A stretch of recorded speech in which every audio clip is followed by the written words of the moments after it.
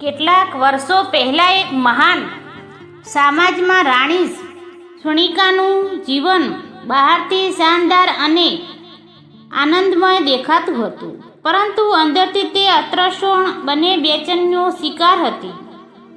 તે એક પ્રભાવશાળી અને શક્તિશાળી સ્માર્ટની પત્ની હતી, પરંતુ તેના મનમાં હંમેશા આ પ્રશ્ન ગૂંજતો રહ્યો કે શું મારું જીવન ફક્ત શાહી પરંપરાઓનો અને દેખાવ સુધી જ મર્યાદિત રહેવું જોઈએ? શું મારા માટે કોઈ અંગત સ્વતંત્રતા છે? સ્માર્ટ વિટાનું ધ્યાન હંમેશા યુદ્ધ અને રાજ્યનો વિસ્તરણ અને પર કેન્દ્રિત રહેવું હતું. રાણી માટે તે માત્ર એક રાજા હતો, પત્ની નહીં. તેની આ બેચેની ધીરે ધીરે એક ઘૂંઘટમાં બદલાઈ ગઈ. એક દિવસ મહેલથી દૂર જંગલમાં તે એક સાધુને મળી. સાધુ જ્ઞાનથી ભરપૂર અને રહસ્યમય હતા. તેમના શબ્દમાં એવો આકર્ષણ હતો કે રાણી તેના તરફ ખેંચાતી રહી. સાધુ અને રાણી વચ્ચેની વાત ઊંડી થતી ગઈ. સાધુએ માત્ર તેની માનસિક ઉદાસી જ દૂર ન કરી, પણ તેના આ અનુભવ કરાવ્યો કે જીવનમાં ઘણું વધારે ગહનતા અને અર્થ છે. ધીમે ધીમે આ સંબંધ એક ગોપનીયતા સંબંધોમાં ફેરવાઈ ગયો.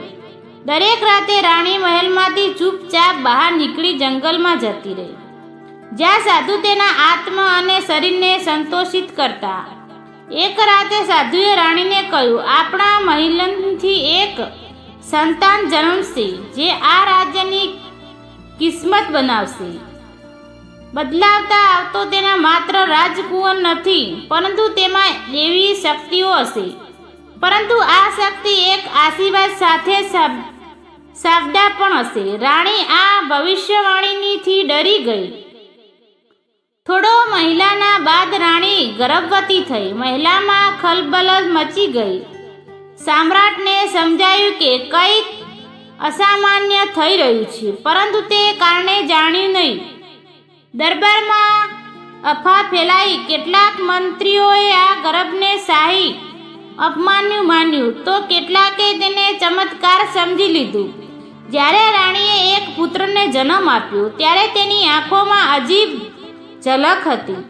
આ બાળકનું નામ રાખ્યું આર્યમાનનો. જન્મ સાથે જ રાજ્યએ એક હલચલ શરૂ થઈ ગઈ.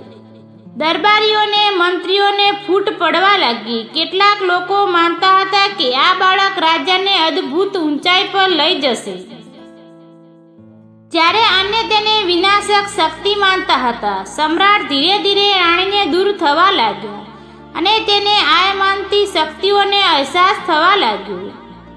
આર્યમાન માત્ર એક બાળક નહોતો, પરંતુ તેમના અલૌકિક ક્ષમતામાં તેની ઉપસ્થિતિ જ દુશ્મનોને ડરાવી દેતી હતી. પરંતુ આ શક્તિ ફક્ત શારીરિક જ નહીં, માનસિક અને આત્મિક પણ હતી.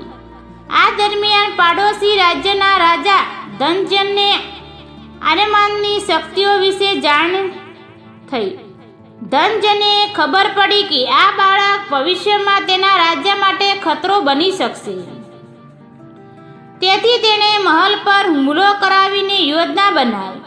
જ્યારે તેની શાને સમલ પર હુમલો કર્યો, ત્યારે આર્યમાનની શક્તિ જાગૃત થઈ ગઈ. બરાબર એ જ સમયે સાધુ મહેલમાં પ્રગટ થયો અને સમ્રાટ અને રાણીને કહ્યું કે આ સમય જ્યારે આત્માને તેની શક્તિને ઓળખવી જોઈએ. આ લડાઈ માત્ર મહેલની ધરતીની નથી, પણ અધર્મ અને ધર્મ વચ્ચેની છે. આર્યમાને પોતાની શક્તિઓને દુશ્મન સેને રોકી દીધો. તેણે પોતાની ઉજારથી એક એવો ઘરો બનાવ્યો કે દુશ્મનોને હથિયારોને બની કાટ થઈ ગયું. ધનજય ભયભીત થઈ ગયા અને તેણે સાધુને દોષી ઠરાવતા કહ્યું, તમે આ બાળકને મારી બરબાદી માટે જન્મ આપ્યો છે. સાધુએ હસતા કહ્યું, તમારો કર્યા જ તમારી બરબાદીને કારણે જ છે. આ બાળક માત્ર સત્યને ધૂમની પ્રતિનિધિત્વ કરશે. આર્યમાનને દુશ્મનોને પરાજિત કરી દીધા, પણ તેને ધનજયને મારવા બદલે તેને નિશ્વાસથી કરી દીધો. સાધુએ કહ્યું, સાચી શક્તિ કોઈને નાશ કરાવવામાં નથી, પરંતુ તેનો સાચો રસ્તો લાવવામાં છે. દુશ્મનોની હાર પછી રાજ્યમાં શાંતિ વેચાઈ, પણ રાણીએ હજુ પણ ડર હતો કે આર્યમાનની શક્તિઓ એક દિવસ રાજ્ય માટે સંકટ બનાવી શકશે. સાધુએ રાણીને અને સમ્રાટને કહ્યું કે આર્યમાન માત્ર એક પુત્ર નથી, પરંતુ આ રાજ્યનો ભવિષ્ય છે. તેને સાચું માર્ગદર્શન આપવું તમારી જવાબદારી છે. રાણીએ પોતાની ભૂલને સ્વીકારીને નક્કી કર્યું કે હવે તે પોતાના પુત્રને સાચી દિશામાં લઈ જશે. સમ્રાટે પણ તેના હલકારને તજવીને આર્યમાનને સ્વીકારી લીધો. પરંતુ આ વાત અહીં ખતમ નથી થતી. આર્યમાનની શક્તિઓને રાજ્યમાં છુપાયેલા સ્થળો અને દુશ્મનોની નવી યોજનાઓ સામનો કરવો હજુ બાકી છે. જુઓ આ વાર્તાઓ આગળનો ભાગ આવતા વિડીયોમાં જોજો. આર્યમાન તેની શક્તિઓને તેના ભાગ્ય વચ્ચે સંતુલન બનાવવાની કોશિશ કરશે. અહીં રાણીનું જીવન એક નવો વળાંક લેવાનું છે. તો હવે સમય આવી ગયો છે.